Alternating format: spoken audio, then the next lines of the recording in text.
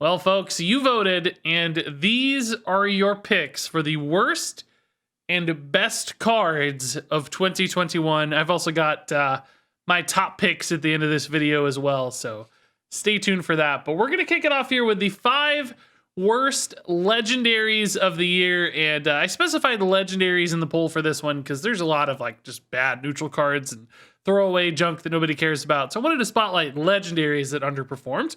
And your number 5 pick was Cannon Master Smith. I don't know how to say his name because we never see him. We never play Smithy here. And in fact, as somebody put it, I completely forgot this card existed. Yeah, I kind of did too, to be honest. There was like a few days at the very beginning of Barons where I recall people playing this to some success in Secret Paladin lists, but it got dropped off pretty quickly. And that's funny because this is supposed to be kind of like the secret centerpiece legendary, and Secret Paladin, that aggro Secret Paladin package, was actually pretty good, but it was doing it without Smithy. So I do understand why people picked this one for sure. And as you get better and better secrets, sometimes it actually feels kind of bad to replace them, as this other commenter puts it. Now, I don't know if this card would have made my bottom 5. There's some really bad legendaries out there that I think got left out, and we'll talk more about some of the picks you all chose as we move on, but definitely a disappointing, underperforming, and forgettable card. Next up is Deck of Chaos, and yeah, this one I think belongs on this list. Deck of Chaos just feels so awkward to play. Spending 5 mana to basically do nothing and then still require, often big mana commitments to really get a lot of value out of Deck of Chaos. It's just too much for modern Hearthstone, right? It's this kind of big setup win condition that just takes way too long to unfold, and then it doesn't even really necessarily win you games when it does. It just gives you, some favorable stat and cost allocations that often aren't really swingy enough. I've tried to make this work numerous times. If you remember, it actually got buffed. It used to be 6 mana. It's now only 5. I think that's another forgotten part of the history of this card. But even at 5, it's just way too slow. And even though we actually got some spell tutoring in Warlock now with that 4-drop guy, still doesn't seem like Deck of Chaos is a workable card. So, yeah, all in all, between having to find it, having to spend the mana, and then it not really being that successful win condition, this is a very weak card. And then at number 3, you guys voted on Wing Commander Ickman for number 3. But here's the thing, guys. I know this isn't something you see often on ladder, but there's a tier 2 Beast Hunter deck right now. At even at high ranks, Diamond through Legend, tier 2 Beast Hunter with a north of 50% win rate running Ickman. And he's actually a pretty important part of the deck.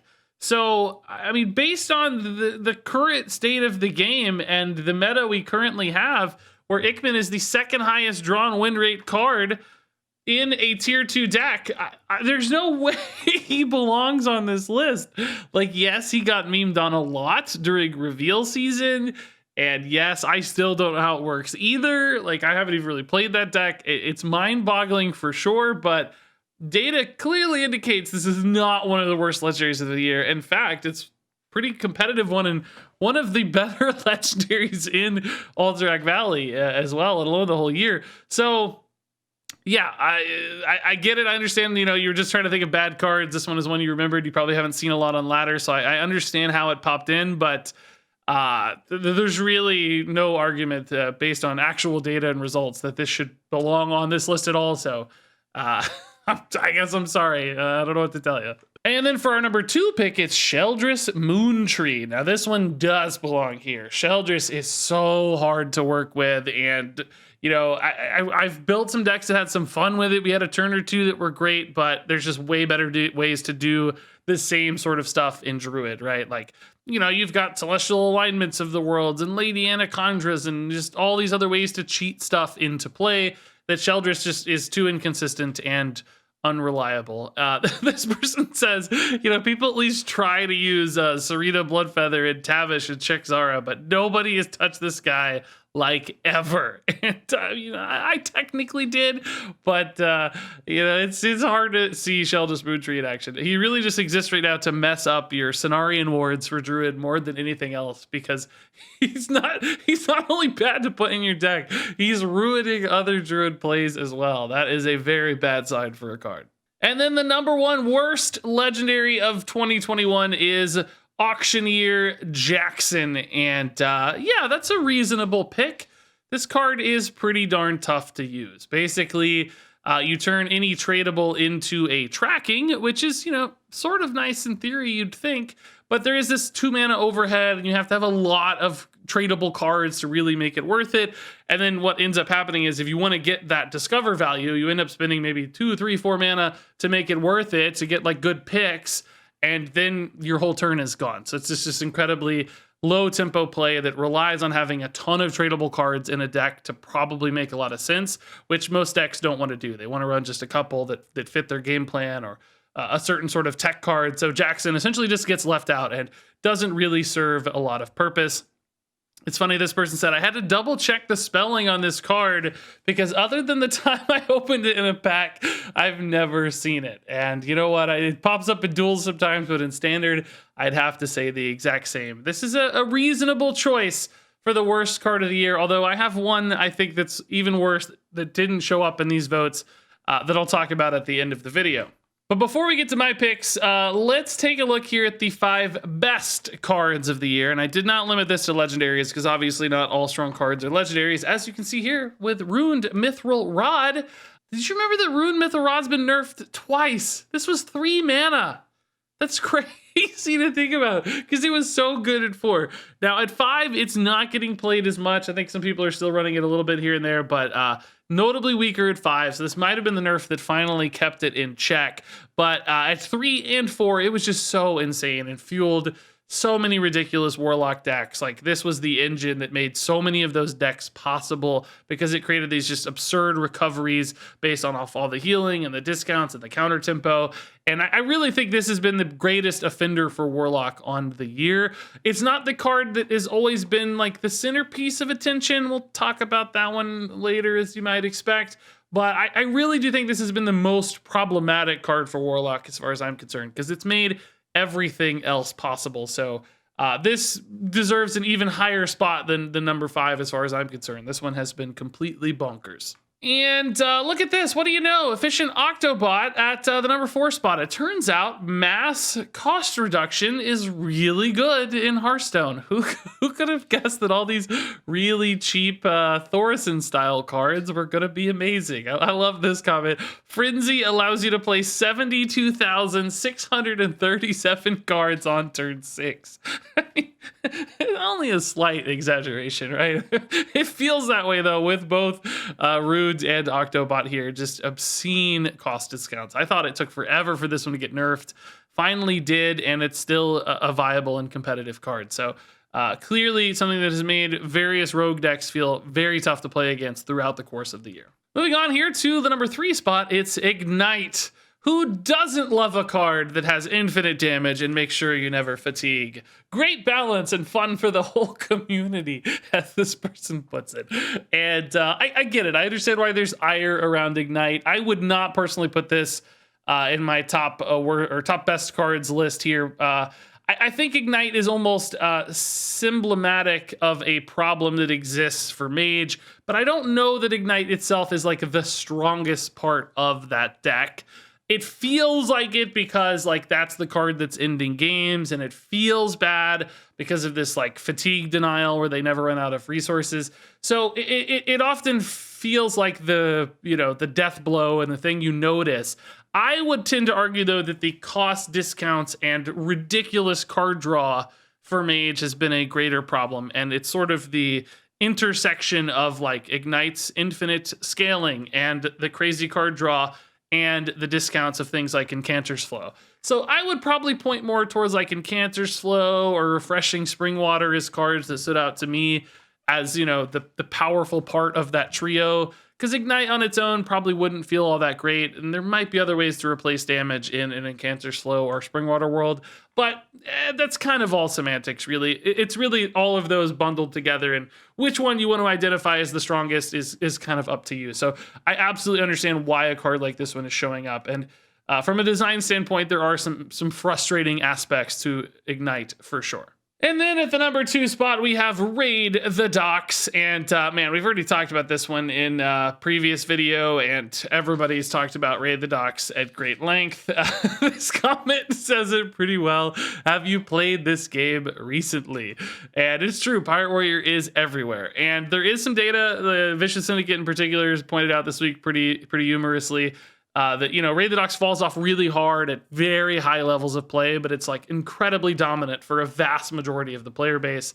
And as far as I'm concerned, that is a legitimate way to be powerful. So Raid the Docks is really one of the strongest cards of the year, giving a faster package like Pirates, this sort of end-game depth to go really long with Juggernaut and grind out games, is a bit of a recipe for disaster for lower skilled players, or even just middle skilled players, even pretty good players. It's hard sometimes to deal with Raid the Docks if you aren't very, very efficient at solving problems on your own and executing your own win conditions. So this has been a card that's very much defined the meta recently, and can't argue its placement here on the list.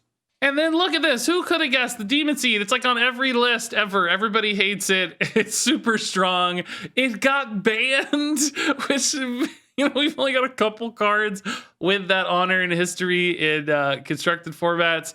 So, I mean, yeah, it's an obvious choice for number 1. Again, I would actually say maybe Rune Mythal Rod has been a stronger card, at least in standard format world, and kind of across a variety of decks, because, Demon Seed sort of moves in the Demon Seed direction, whereas Rune Mythal Rod has been in, Owl Lock and all these other things as well.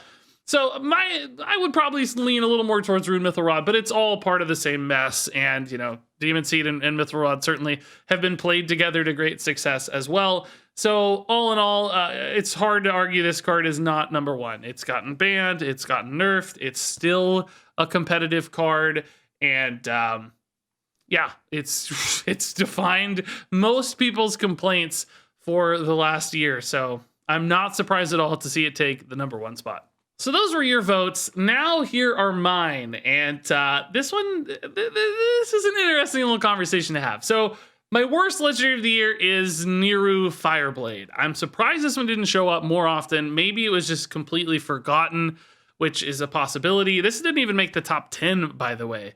But for me, Niru was really bad when it came out in Barons. It was basically not at all useful. We tried multiple times to make decks. It's just way too slow. The imps take forever to actually do anything. Then you're taking fatigue. It's just not a great game closer, even with the sort of small deck package that came out with it, the 10 cards or less package. And then what's really rubbing salt in the wound for Niru is that the Demon Seed came out the next expansion and just made a way better win condition out of fatigue than Niru Fireblade ever could. So basically, he was bad on launch, and he'll never ever get a chance to succeed because the Demon Seed does his thing 1,000 times better, and they're in the same expansion cycle. There's never going to be another chance for Niru to shine without the Demon Seed right there alongside him. So I loved the idea of this card. I thought he was going to be awesome, and the reality is he sucked, and he will probably never ever be relevant. Now, on to the best card side of things. I'm going to nominate Libram of Wisdom as my pick here. Or not nominate, I'm selecting it. It's happening. It's my pick. And that might feel a little weird because, you've got like Demon Seed and Octobot and Rune Mythal Rods, all these cards that are like really high peak power level. Like they've done broken things and they feel crazy and they've gotten nerfed. And they've definitely been more spotlighted and like they've reached higher highs. But I'm going to pick best based on sort of the average power level throughout its lifespan and over the last year. And I think there's a pretty good argument that Libram of Wisdom has been the most consistently powerful card across the entire year because Libram Paladins have been like tier 1 or high tier 2 decks the entire time. You've always been able to play Libram Paladin to great success throughout this year. And, you know, obviously there's a few different cards you could pick, but just looking at the numbers, and the one that felt sort of the most representative of Librams was Libram of Wisdom. So, you know, getting that early discount and an early Libram down would help you snowball boards, and that's why all of these different board Libram-based decks have been able to succeed. So I recognize this hasn't reached the peaks of other broken cards that got nerfed, but it's always been there. It's always been good. It's good to a wide variety of the player base, both skilled and unskilled. So we saw it in Grandmasters, but we also see people playing it in, you know, bronze as well to success. So across the board, on average, I think Libram of Wisdom has been the best card of the year. Now, it didn't come out this year. I noticed that. It's a 2020 card, but it's been played all year and been good all year. It's still good right now. So for me, Libram of Wisdom takes the spot. That said, curious to hear everybody's thoughts on my picks and the others, and what's up with Ickman and so on. And depending on when you watch this, I'd like to wish you a happy new year. Thanks for hanging out over the course of this year. It's been, I know, a tough one overall, much like last year, but in the world of our little YouTube hangout here, it's been pretty cool. So thank you guys for keeping me entertained, and hopefully vice versa. That said, thanks much as always for watching, and until next time, game on.